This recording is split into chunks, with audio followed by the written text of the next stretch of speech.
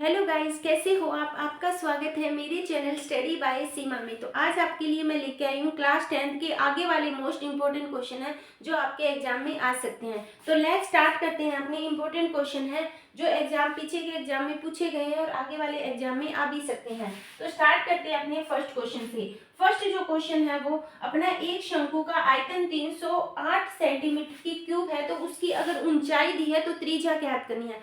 अपने को क्या दिया हुआ है, क्या पूछा है, एक शंकु का आयतन। सबसे पहले शंकु का आयतन दिया है तो इसका मतलब शंकु के आयतन का अपने को फॉर्मूला याद होना चाहिए। शंकु का आयतन होता है 1/3 पाई आर स्क्वायर एच। ठीक है बच्चों, आयतन अपने को दिया हुआ है 308।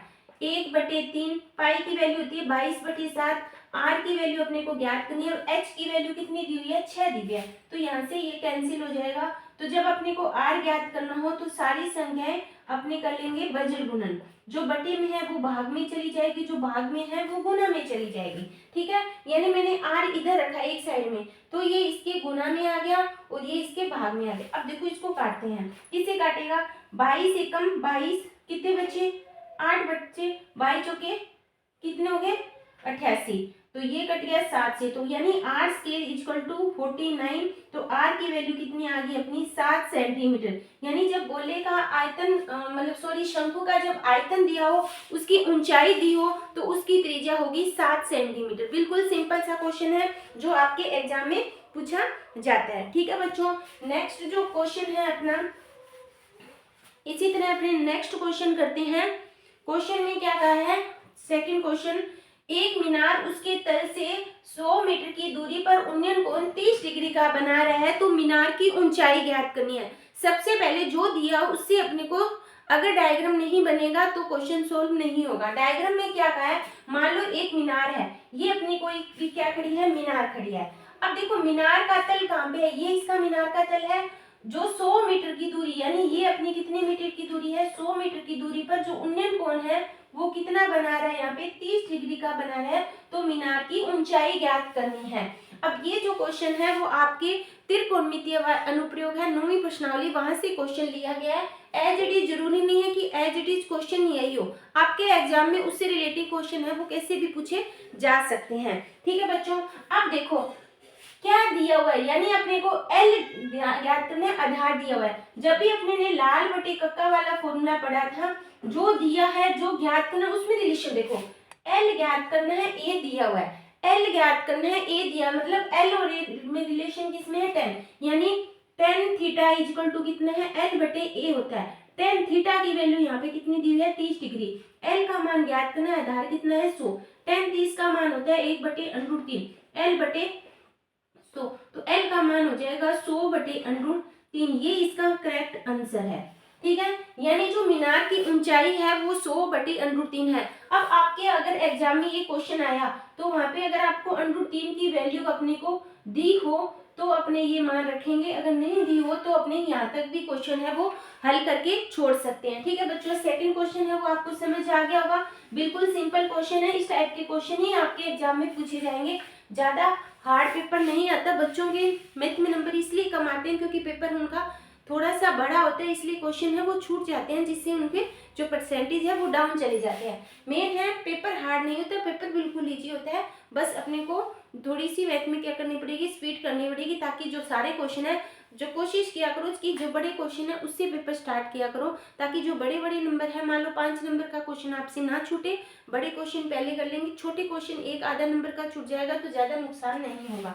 इसी तरह जो अपना थर्ड क्वेश्चन है वो क्वेश्चन में क्या कहा है कि 12 पाई घन वाले आयतन, यानी 12 पाई घन सेंटीमीटर आयतन वाले गोले की त्रिज्या ज्ञात करो। यानी अपने को क्या दिया हुआ है, गोले का आयतन दिया हुआ है, किसमें, घन सेमी में, यानी गोले का आयतन। फॉर्मूला लिखेंगे, गोले का आयतन। गोले का आयतन का फॉर्मूला क्या होता है बच्चों, याद होना चाहिए, तभी क्वेश्चन है वो अपना सोल्व होगा। 4/3 पाई आर की क्यूब। गोले में ऊंचाई नहीं होती, गोले में त्रिज्या होती है। जो भी अपने आयतन करते हैं वहां पे आर स्क्वायर और एच होता है, एच नहीं है तो आर की स्क्वायर के साथ आर एक और तो आर की क्यूब होगी। ठीक है बच्चों, आयतन कितना दिया हुआ है, 12 पाई दिया हुआ है। ठीक है, इक्वल टू 4/3, पाई की वैल्यू नहीं रखेंगे क्योंकि यहाँ पे भी नहीं दी, अपने को करना है आर की क्यूब। अब देखो पाई से पाई कैंसिल हो गया, ये इससे किससे कैंसिल होगा, 3 से, 3 में कितने हो गए, 9, 9 आर की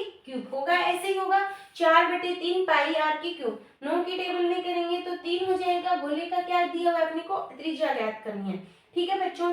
तो ये होगा 9 को 27। जब अपने क्यूब ज्ञात करेंगे तो ये किसकी क्यूब होती है, ये किसी की भी क्यूब नहीं होती, तो ये इतना ही इसका करेक्ट आंसर हो जाएगा। मतलब इक्वल टू 9 की क्या निकालना पड़ेगा अपने घनमूल। अगर यहाँ पे 27 होता तो आंसर 3 आ जाता, ठीक है बच्चों। 3 का जो 27 का घनमूल कितना होता है, 3। 9 का घनमूल नहीं होता तो ये लमसम पॉइंट्स में आपके आंसर आएगा। तो आप यहाँ तक भी क्वेश्चन है वो सोल्व करके छोड़ सकते हो, ठीक है बच्चों। इसी तरह जो अपना क्वेश्चन आता है आगे वाला, 4th क्वेश्चन है, इंपॉर्टेंट क्वेश्चन है। 2 के प्रथम 5 गुणजों का योगफल ज्ञात करना। 2 के प्रथम 5 गुणज होंगे, पहला हो जाएगा 2, फिर 4, फिर 6, फिर 8 और 10। कितने करने हैं, 5 गुणजों का योग। अगर ये क्वेश्चन आपके ऑब्जेक्टिव टाइप क्वेश्चन में आए, ठीक है, इसको अपने 2 तरीके से कर सकते हैं। कैसे, अगर यही क्वेश्चन आपके ऑब्जेक्टिव टाइप में आए तो अपने को आंसर सीधा टिक करना है, यानी अब असमय। तो अपने इनको सभी को जोड़ के और हल करेंगे। जोड़ेंगे तो देखो कितना हो जाएगा, 10 और 10 कितने आ जाएंगे, इसका टोटल कितना आ जाएगा, 30 आ जाएगा। अगर ये ऑब्जेक्टिव टाइप में आए तो अपने डायरेक्ट 30 कर सकते हैं। अगर ये क्वेश्चन 2 नंबर में आए तो विद अपने को फॉर्मूला करना पड़ेगा। कैसे, पदों का योग का फॉर्मूला क्या होता है, SN = n/2a + n-1d। ये फॉर्मूला होता है जब अपने को पदों का योगफल ज्ञात किया हो। आइए जो आपकी समांतर श्रेणी वाली प्रश्नावली है वहां से ये क्वेश्चन लिया हुआ है। अगर सिंपल क्वेश्चन आए 1 या आधा नंबर का अपने डायरेक्ट आंसर लिख सकते हैं। अगर यही क्वेश्चन बड़ा आ जाए तो फॉर्मूले से अपने SN का मतलब होता है पदों का योग। n की वैल्यू होती है, टोटल कितने हैं, 5 गुणज, यानी 5/2। 2 इंटू ए का मतलब होता है फर्स्ट मान, इंटू n का मान है 5 यानी 4, और d में सभी में डिफरेंस कितने का है, 2 का। तो ये हो जाएगा 5/2, 4 + 8 यानी कितना हो जाएगा, यानी 5/2 इंटू 12। तो ये कट गया, तो आंसर कितना आएगा, 30। दोनों कंडीशन में आंसर सेम आएगा, बस दोनों को तरीका करना है। सिंपल अपने को योग पूछे तो अपने डायरेक्ट कर सकते हैं जब क्वेश्चन छोटा है।